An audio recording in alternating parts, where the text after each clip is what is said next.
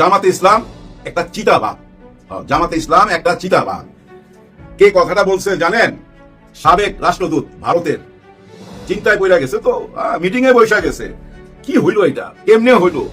শিবিরের উত্থান, এটা তারা মাইনা নিতে পারতেছে না। আমরা এই ডাকসু নির্বাচনে সরাসরি কোনো দলের পক্ষে যেতে চাইনি। ডাকসু নির্বাচনের আগে আপনাদের যে ক্যাম্পেইন, এই গেল 1 মাস ব্যাপী, এই ক্যাম্পেইনে আপনারা একটা জিনিস পরিষ্কার করেছেন যে এই দেশকে আপনারা আবার সেই আওয়ামী লীগের মতো বিভাজনের রাজনীতির দিকে ঠেলে দিতে চান। আমার তো ভাই বিএনপি নয়, জামাত নয়, আমি তো কোনো দল করি না। আমার দল একটা, আমি আগে বলেছি আমি ইন্ডিয়ান। আপনি সেই ইন্ডিয়ানকে যখন, ইন্ডিয়ান ন্যারেটিভকে যখন আপনি প্রতিষ্ঠিত করতে চাবেন, আপনি যেই হন, আমার বাপ হইলেও আমার যায়ও না আসেও না, আমি তার বিরুদ্ধে অবস্থান নেব। যা মন চায় করতে পারেন, মায়েরা ফেলতে পারেন, যা মন চায় করেন, কোনো সমস্যা নেই। এই যে নির্বাচন দেখেছেন না, সাদিকের পক্ষে অবস্থান নিয়েছে শেষ পর্যন্ত। বলি, নির্বাচনটা শেষ হওয়ার পরে আজকে 4-5 দিন হলো, সাদিক কায়েম এখন পর্যন্ত 1 মিনিট সময় পায়নি আমার একটা কল দিতে। সৎ মানুষেরা দেশ পরিচালনা করলে 5 বছরে সোনার বাংলাকে সোনার দেশ বানানো সম্ভব বলে হিজাব হিজাব স্লোগান আজকে জাহাঙ্গীরনগর বিশ্ববিদ্যালয়ে এজিএস পাশ করেছে হিজাব পরা মেয়ে। ঢাকা বিশ্ববিদ্যালয়ের ছাত্রী সংস্থার সভানেত্রী সাবিকুন নাহার বিজয়ী হয়েছেন সদস্য পদে। ঢাকা বিশ্ববিদ্যালয়ের 4টি মেয়ে, জাহাঙ্গীরনগর বিশ্ববিদ্যালয়ের 6টি মেয়ে, টোটাল 10টি মেয়ে ছাত্র শিবির থেকে 2টা বিশ্ববিদ্যালয়ে বিজয়ী হয়েছে।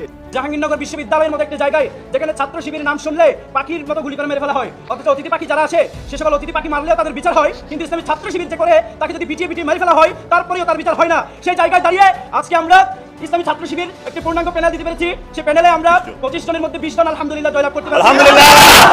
আসসালামু আলাইকুম প্রিয় দর্শক শ্রোতা, আশা করি সবাই ভালো আছেন। নতুন একটি ভিডিওতে সবাইকে স্বাগতম।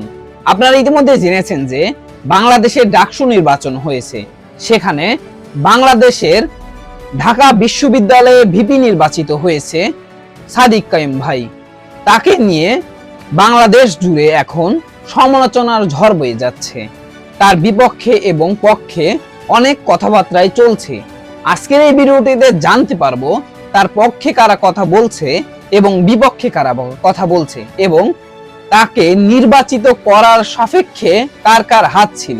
ভিডিওর শুরুতেই কিছু ভিডিওর অংশ বিশেষ দেখে হয়তো আন্দাজ করতে পেরেছেন আজকের এই ভিডিওটি কতটুকু গুরুত্বপূর্ণ হতে চলেছে।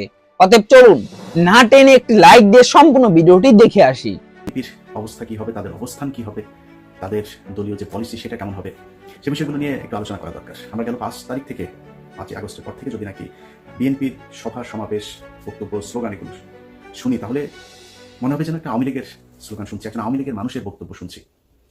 মাওলানা ভাসানী বলেছিলেন যে দাদারা যখন তোমাদের প্রশংসা করবে তখন তুমি বুঝবা যে তোমার দেশের বিরুদ্ধে গিয়েছে। আপনাদেরকে আওয়ামী লীগ এই হেরে যাওয়ার পরে আওয়ামী লীগ যে পরিমাণে অনুশোচনা, যে মানে করুণা দেখাচ্ছে আপনাদের প্রতি, এটাতে বোঝা যাচ্ছে যে আপনারা এই দেশের বিরুদ্ধে অবস্থান নিয়েছেন। আমরা এই ডাকসু নির্বাচনে সরাসরি কোনো দলের পক্ষে যেতে চাইনি। ডাকসু নির্বাচনের আগে আপনাদের যে ক্যাম্পেইন, এই গেল 1 মাস ব্যাপী, এই ক্যাম্পেইনে আপনারা একটা জিনিস পরিষ্কার করেছেন যে এই দেশকে আপনারা আবার সেই আওয়ামী লীগের মতো বিভাজনের রাজনীতির দিকে ঠেলে দিতে চান। আমার তো ভাই বিএনপি নয়, জামাত নয়, আমি তো কোনো দল করি না। আমার দল একটা, আমি আগে বলেছি আমি ইন্ডিয়ান। আপনি সেই ইন্ডিয়ানকে যখন, ইন্ডিয়ান ন্যারেটিভকে যখন আপনি প্রতিষ্ঠিত করতে চাবেন, আপনি যেই হন, আমার বাপ হইলেও আমার যায়ও না আসেও না, আমি তার বিরুদ্ধে অবস্থান নেব। যা মন চায় করতে পারেন, মায়েরা ফেলতে পারেন, যা মন চায় করেন, কোনো সমস্যা নেই। এই যে নির্বাচন দেখেছেন না, সাদিকের পক্ষে অবস্থান নিয়েছে শেষ পর্যন্ত। বলি, নির্বাচনটা শেষ হওয়ার পরে আজকে 4-5 দিন হলো, সাদিক কায়েম এখন পর্যন্ত 1 মিনিট সময় পায়নি আমার একটা কল দিতে। এখন আমার এই ভিডিওটা দেখার পরে হয়তো শিবিরের জামাতে অনেকে তাকে হয়তো বলতে পারেন যে তুমি ইলিয়াসকে একটা কল দিতে পারতা। আমার সাদিক কায়েম যেই জায়গায় আছে, যেটা করছে, আমি এটা পছন্দ করি। সাদিক কায়েমের জন্য আরো দোয়া থাকলেও সাদিক কায়েম আরো অনেক উপরে উঠা যাবে। সাদিক কায়েম যেই কাজ করছে, আমি তার ওই কাজে কোনো না কোনোভাবে সহায়তা করবো। কিন্তু পৃথিবীতে যতদিন বেঁচে থাকবো তার সাথে আমার জীবনে কোনো কথা হবে। তার দরজা আমার কাছে, আমি বিশাল প্রভাবশালী, ক্ষমতাশালী কিছু না, কিন্তু তার দরজা আমার জন্য সারা জীবনের জন্য বন্ধ। আমি জামাতের কাছ থেকে টাকা পয়সা নিয়ে, শিবিরের কাছ থেকে টাকা পয়সা নিয়ে তারপরে পক্ষে কথা বলি। এটা আমার শরীরের, মানে এটা আমার রক্তের মধ্যে, বলি না যে আমার রক্তের গ্রুপ হচ্ছে ইন্ডিয়া নেগেটিভ। আমার শরীরে আগুন জ্বলতে থাকে এই যে মুক্তিযুদ্ধের বাদশা নিয়ে যখন কিনা কথাবার্তা বলে। এটা ইন্ডিয়া পাকিস্তানের যুদ্ধ, ইন্ডিয়া নিজে স্বীকার করেছে।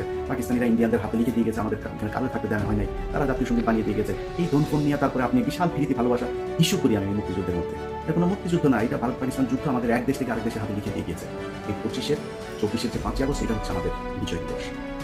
আবার যদি সে পিছনে যাইতে চান, তাহলে বারবার আপনাদের বিরুদ্ধে অবস্থান নেব। এইখান থেকে বের হয়ে আসতে হবে।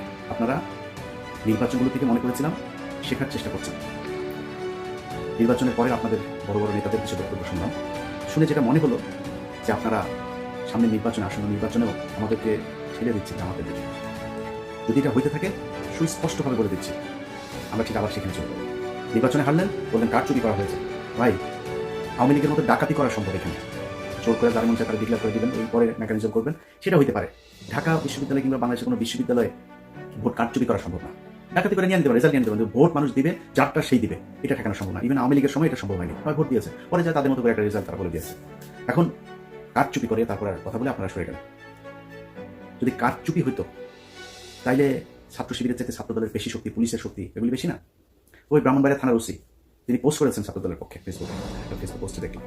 আপনাদের লোকজন তো বেশি, জামাতের লোকজন তো কম, আপনাদের সাথে পারতো না। আরেকটা হচ্ছে আওয়ামী লীগের লোকজন নাকি চান্দা আব্বাস ভাই বলেছেন, চান্দা আব্বাস বলে যে আওয়ামী লীগের ছাত্রলীগের সবাই নাকি শিবিরকে ভোট দিয়েছে। চান্দা আব্বাস ভাই, ছাত্রলীগের লোকজন যদি শিবিরে ভোট দিত তাহলে জগন্নাথ হলের মধ্যে 1200-র উপরে ভোট আবিদ আর মাত্র 10টা ভোট সাদিক পেত না।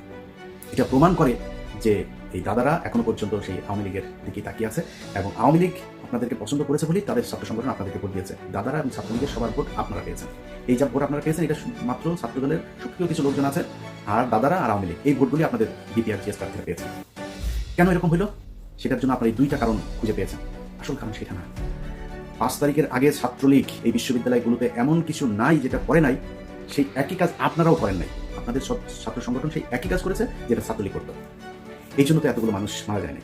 এই দেশের ছাত্র সমাজ, সাধারণ মানুষ আগে রাজনীতি সহ্য করবে না। ছাত্র শিবির কি করেছে?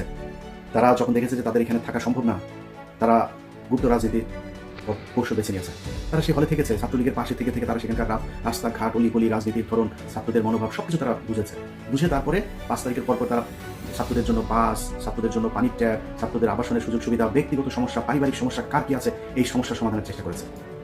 বিভিন্ন জায়গায় গুরুত্বপূর্ণ পদে তাদের লোকজনকে বসানোর চেষ্টা করেছে। আপনাদের ছাত্র সংগঠন কি করেছে জানেন? টিএসসির চায়ের দোকান, শাহবাগের ফুলের দোকান, ওইদিকে নিউ মার্কেটের ফুটপাতের দোকানপাট, এগুলো থেকে চান্দা নেওয়ার রাস্তা ছিল। কে কত খাবে সেটা থেকে। আপনাদের এই ছাত্রদেরকে দেখভালের জন্য আপনাদের যাকে দায়িত্ব দিয়েছেন মোহাম্মদ তারেক রহমান সাহেব, তিনি এবং তিনার পুলিশ কর্মকর্তা স্ত্রী মিলে যে লুটপাট করেছে তারেক রহমান, আপনার সেই আগের আরেক গিয়াসুদ্দিন আল মামুন আপনার আশপাশে অনেকগুলো জড় হয়ে গিয়েছে। তার রেজাল্ট আপনারা এই কাজটা পেয়েছেন। এখন যদি আপনারা মনে করেন যে না আমরা তো এই ইয়ে করেছে, কি বলে কারচুপি আর ইয়ের কারণে আপনারা হেরে গেছেন, এটা যদি মনে করে তারপরে ওইভাবেই যদি সামনে নির্বাচনে যেতে চান, ভুল করবেন। আপনাদের যে বয়ান এখন আপনারা শুরু করেছেন আওয়ামী লীগের মতো মুক্তিযুদ্ধ কেন্দ্রিক দুই দিকে বিভক্ত করে তারপরে আপনারা ক্ষমতায় চলে আসবেন, ওইটা আপনি বাংলাদেশের মানুষের খাবেন। ভারতের বিরোধিতা করে জিতা যায় না, এটা এতদিন ধরে এই যে এক ন্যারেটিভ আপনারা বলতেন না, এই ন্যারেটিভ বাংলাদেশের কাজ চলবে না। এটা প্রমাণ হয়ে গিয়েছে কাজ চলবে। সরাসরি ভারতের বিরুদ্ধে অবস্থানে আমরা বলেই দিয়েছি। পাকিস্তানের প্রার্থী বলেছে আমি সাদিক খানকে, খুব খারাপ লাগে, খুব কষ্ট লাগে। পাকিস্তানি স্বীকার করলো, অনেকে এটা নিয়ে আবার ওনাদের গ্রুপে ওনাদের ভেতরে আবার খুব কি করে কত সাহস, কত কিছু বললো। আমাদের মা বোনেদের 2 লক্ষ মা বোনকে তোর মারে পাকিস্তানিরা লাগিয়েছে, তোর মারে ইয়ে টেস্টান। তো কোন মাকে বোনকে কার আওয়ামী লীগের কার মা বোনকে ধরে নিয়ে তারপর ই করছে নিয়ে, বাট তারপরে তর্কের খাতিরে ই করি বাঁচার জন্য। এখন আমি যদি বলি যে পাকিস্তানের মিলিটারিরা আমাদের মা বোনদেরকে ধর্ষণ করেছে, ধর্ষণ এই কথা যদি বলি তাহলে তো বাংলাদেশের সব জানো। আমি তো সেটা বলবো না, আমি এটা বিশ্বাসও করি না, আমি এটা জানিও না। তারপরেও কি বলি, জিতার জন্য বলি। আমার বাবা, আমার দাদা, আমার পূর্বপুরুষ সবাই রাজাকার ছিল। আমার বাবা, দাদা, চাচারা মিলে তোদের মা বোনদেরকে পাকিস্তানের ক্যাম্পে দিয়ে এসেছে, তোদের মা বোনদেরকে জিনিস প্রোটেকশন ছাড়া তারপর লাগিয়েছে, তোরা পয়দা হওয়া। এটা তো লস আছে বলেন? লস আছে। আমার বাপ রাজাকার থাকলে আমার ঘরে তো পাকিস্তানি আসে নাই। আমার বাপ তো আমার মারি নিয়ে দিয়ে আসবে, তোর মারি নিয়ে দিয়ে আসে, তোদের মাদেরকে নিয়ে দিয়ে আসে। লাভজনক যেটা সেটা তো বলবে, লাভ কেনা বুঝে। আমি লাভজনক জায়গায় আছে, এখানে মাঝে মধ্যে বলি খুব খারাপ লাগে পাকিস্তানি। আরে বেটা পাকিস্তানি, তুই যে মানুষের যে পাকিস্তানি রাজাকার বলিস, পাকিস্তানে যায় না কোনোদিন। পাকিস্তানের রাজাকার যাদের বলিস তারা জানে তোদের হিন্দুস্তানের রাজাকার সবাই এখন হিন্দুস্তানে আছে, সব ওইখানে গিয়েছে। সমস্যা হলেই দৌড় দিয়ে তোরা ওইখানে যাস সারা জীবন। তোরা হচ্ছে দাদাদের পয়দা। এই দাদারা তোদেরকে বর্ডারের ওই পারে গিয়েছিলি, তারপর ওইখানে যাওয়ার পরে তোদেরকে প্রোডাকশন দিয়ে দিয়েছে, এখনো তোরা সেই রক্তের টান ভুলতে পারিস না। তো এই দাদাদের যেই রক্তের টানে যারা এই দেশে রাজনীতি করে তাদের সংখ্যা কিন্তু কম সংখ্যক লোকজন এই আপনাদেরকে ভোট দিতে পারবে, যাদের ভোট আপনারা নিতে চাচ্ছেন। এর বাইরে কিন্তু আপনারা ভোট পাবেন না। অতএব ওই ন্যারেটিভ থেকে আপনাকে বেরিয়ে আসতে হবে।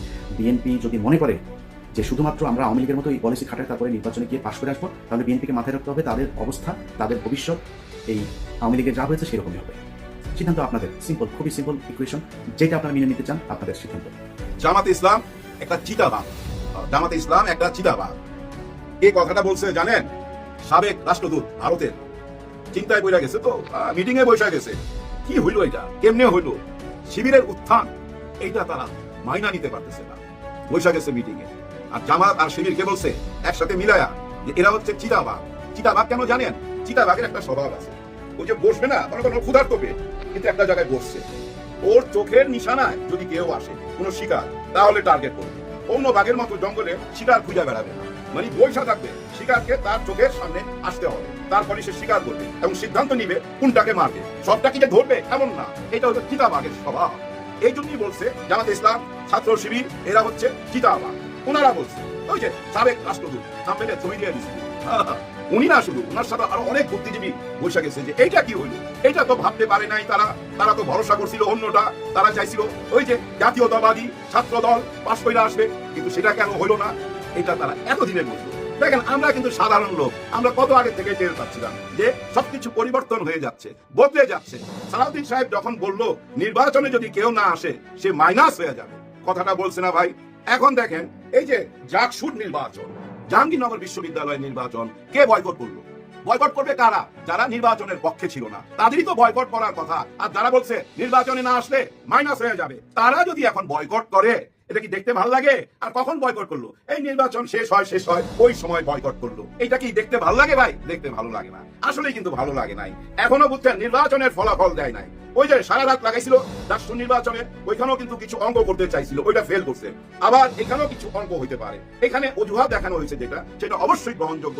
দেখেন ভাই, প্রকৃতির একটা ব্যাপার আছে, নেচার কি চায়। এই যে দুনিয়াতে আমরা আছি, বাতাসে নিঃশ্বাস নিতেছি, ফ্রি অক্সিজেন নিতেছি, কিন্তু কিছু ব্যাপার তো চোখের সামনে ফুটা উঠে, ওইটা বিচার করার ক্ষমতার জন্য মাথার মধ্যে মগজ দিছে। ওই মগজ দিয়ে তো আপনাকে চিন্তা করতে হবে, তাই না? ঘটনাটা কি? ডাকসুর নির্বাচন এই যে কিছুক্ষণ টাইম স্থগিত আছে, থেমে আছে, ফলাফল দিচ্ছে না, এটার কারণ হিসাবে ওনারা বলছে যে একজন শিক্ষিকা মারা গেছেন। হ্যাঁ ভাই, আল্লাহ ওনাকে বেহেশত নসিব করুক। কিন্তু আমি যেটা বলতেছিলাম, এই যে দুনিয়া থেকে অনেক কিছু শিকার আছে। দেখেন ওনার ইন্তেকাল হইলো কখন? নির্বাচন চলাকালীন। কোথায়? জাহাঙ্গীরনগর বিশ্ববিদ্যালয়। ঢাকা বিশ্ববিদ্যালয়ে কি হয়েছিল?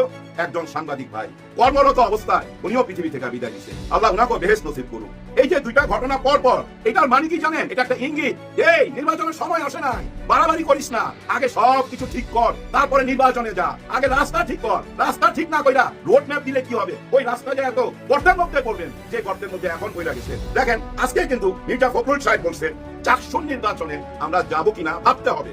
ডাকসুর পর চাকসু, এরপরে চাকসু, রাকসু, অল নির্বাচন চলে আইছে, কিন্তু নির্বাচনের জন্য আপনারা প্রস্তুতি নেন নাই বলেই বলতেছেন যে আমরা যাবো কিনা ওই চাকসুর নির্বাচনে ভাবতে হবে। আপনারাই বলেন নির্বাচনে না আসলে মাইনাস হয়ে যাইবা, আর আপনারাই বলেন এখন নির্বাচনে যাবো কিনা ভাবতে হবে। অনেক রকম অজুহাত দেখাচ্ছে। ওনাদের সবচেয়ে বড় অজুহাত, বাংলাদেশের সমস্ত বিশ্ববিদ্যালয়গুলা এই যে ছাত্র শিবির ভিতরে তলে তলে দখল কইরা নিছে। এই যে তলে তলে দখল কইরা নিছে, তখন আপনারা উপরে উপরে কি করতেছিলেন? উপর দিয়া যা করিতেছিলেন তাহা তো তল দিয়াও করিতে পারিতেন, তল দিয়া কেন করিলেন না? এই রাজনীতিতে আপনারা নতুন না তো ভাই, 40-45 বছর তো পার হয়ে গেছে, আর ইনারা তো নতুন।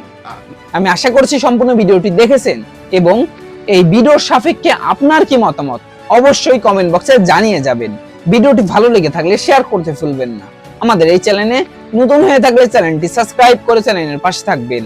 আর যারা ইতিমধ্যে চ্যানেলটি সাবস্ক্রাইব করেছেন তাদেরকে অসংখ্য ধন্যবাদ।